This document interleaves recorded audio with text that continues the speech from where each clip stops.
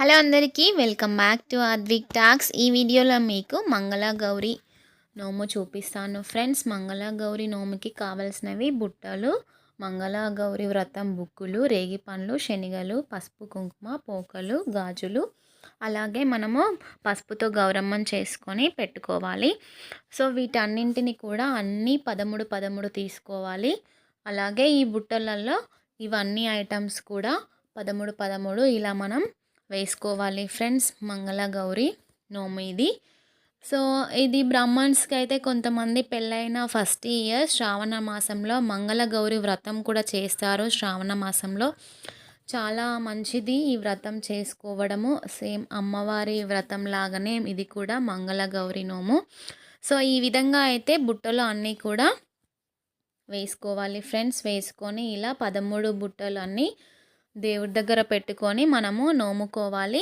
నోముకోవడం అంటే అమ్మవారిని రెడీ చేసి అక్కడ అమ్మవారిని మనసులో మంచిగా మనస్ఫూర్తిగా కోరుకొని అమ్మవారిని అలంకరించి అమ్మవారికి ఒక బుట్ట మనం పెట్టి అక్కడ మనము మనస్ఫూర్తిగా నేను ఈ మంగళగౌరి నోముకున్నాను అని చెప్పేసి మనసులో అనుకొని అమ్మవారికి ఇవ్వాలి ఫస్ట్. ఆ తర్వాత ఇవన్నీ కూడా మనము ముత్తైదువులందరికీ కనుమ పండుగ నాడు పసుబొట్టు ఇచ్చి అందరికీ పంచిపెట్టాలి ఈ మంగళగౌరి నోమును ఫ్రెండ్స్. ఈసారి చాలామంది ఈ మంగళగౌరి నోముతున్నారు. మంగళవారం వచ్చింది అని చెప్పేసి ఇలా నోముతున్నారు ఫ్రెండ్స్. మీకు కూడా ఇలాంటి నోములు తెలుసా ఫ్రెండ్స్? తెలిస్తే కామెంట్ బాక్స్లో కామెంట్ చేయండి. మీరు కనుక నా వీడియోని ఫస్ట్ టైం చూసినట్టయితే నా వీడియోకి ఒక లైక్ చేసి సబ్స్క్రైబ్ చేయండి ఫ్రెండ్స్. పక్కన ఉన్న గంట బెల్ని హిట్ చేయండి. అలా చేయడం వల్ల నేను అప్లోడ్ చేసే ప్రతి ఒక్క వీడియో కూడా మీకు నోటిఫికేషన్ ద్వారా రీచ్ అవుతుంది. సో ఈ ఫెస్టివల్కి నేను నోములు అన్నీ కూడా పెట్టాను ఫ్రెండ్స్. ఒకసారి మీరు చూడండి ఫ్రెండ్స్ నా ఛానల్లో. అలాగే ఒక లైక్ చేయండి ఫ్రెండ్స్ నా వీడియోకి.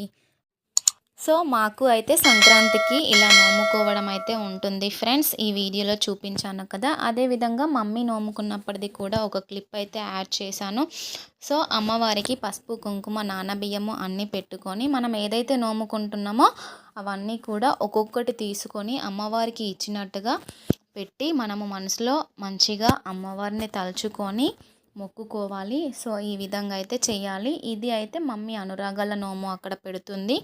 ఈ చిటిలో ఉన్నది కూడా మనము రోజు చదువుకోవాలి ఈ అనురాగాల నోముకి. సో అవన్నీ అమ్మవారికి పెట్టినాక మనసులో ఒక్కసారి మంచిగా మొక్కుకోవాలి. మా చెల్లెలు కూడా ఇవి నోముకుంటుంది. బిఫోర్ మ్యారేజ్ అయితే ఒక ఐటమ్ ఇలా నోముకోవడం ఉంటుంది. ఆఫ్టర్ మ్యారేజ్ అయితే మనం ఎన్ని నోములైనా కూడా నోముకోవడానికి ఉంటుంది. సో బిఫోర్ అయితే ఇలా 1 ఐటమ్ పెట్టుకొని అమ్మవారిని తలుచుకొని మొక్కుకోవాలి.